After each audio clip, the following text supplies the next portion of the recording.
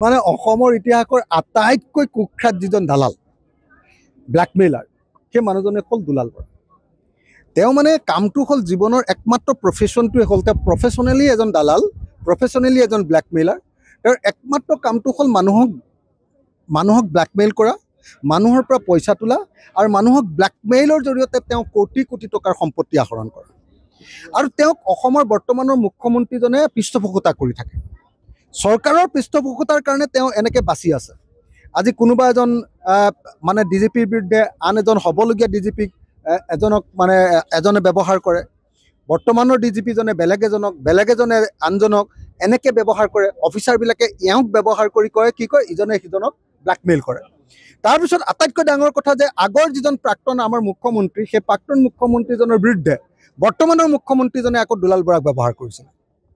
গতিকে ইয়াৰ ফলস্বৰূপে কি হৈছে, এই দালাল মানুহজনে মানে অসমৰ বিভিন্ন মানুহক দালালি কৰি, বিভিন্ন মানুহক ব্লেকমেইল কৰি মানুহৰ জীৱন একদম ধ্বংস কৰি পেলাইছে।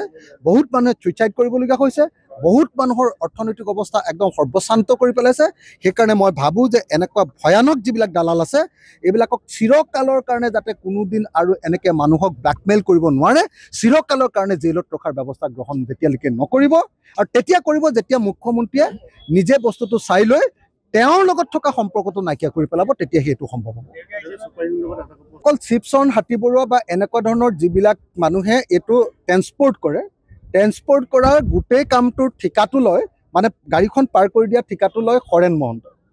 শিৱশৰণ হাতীবৰুৱাৰ নামটো আপোনালোকে ক'ব পাৰে, তেনেকুৱা ধৰণৰ আৰু বহুত তেনেকুৱা ট্ৰেন্সপৰ্টাৰ আছে, বহুত কেইজন, এজন দুজন নহয়, হয়তো 100জনত ওলাব। কিন্তু আচল মাষ্টাৰ মাইণ্ডজন হ'ল হৰেণ মহন্ত। আৰু হৰেণ মহন্ত কাৰ মানুহ আপোনালোকে সকলোৱে জানে।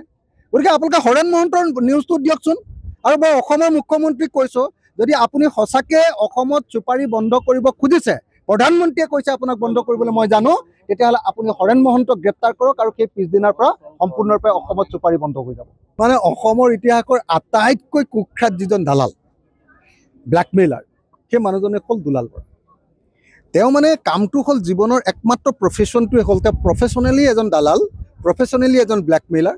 তেওঁৰ একমাত্ৰ কামটো হ'ল মানুহক ব্লেকমেইল কৰা, মানুহৰ পৰা পইচা তোলা আৰু মানুহক ব্লেকমেইলৰ জৰিয়তে তেওঁ কোটি কোটি টকাৰ সম্পত্তি আহৰণ কৰা।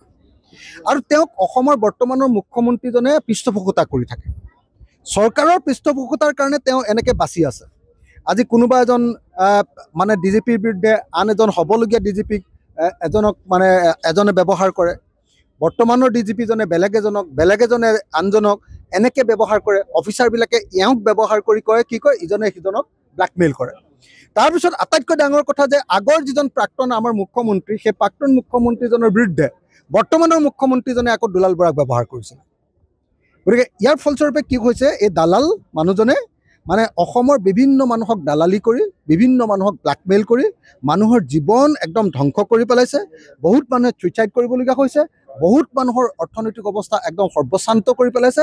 সেইকাৰণে মই ভাবোঁ যে এনেকুৱা ভয়ানক যিবিলাক দালাল আছে, এইবিলাকক চিৰকালৰ কাৰণে যাতে কোনোদিন আৰু এনেকৈ মানুহক ব্লেকমেইল কৰিব নোৱাৰে, চিৰকালৰ কাৰণে জেইলত ৰখাৰ ব্যৱস্থা গ্ৰহণ যেতিয়ালৈকে নকৰিব, আৰু তেতিয়া কৰিব যেতিয়া মুখ্যমন্ত্ৰীয়ে নিজে বস্তুটো চাই লৈ তেওঁৰ লগত থকা সম্পৰ্কটো নাইকিয়া কৰি পেলাব, তেতিয়া সেইটো সম্ভৱ হ'ব।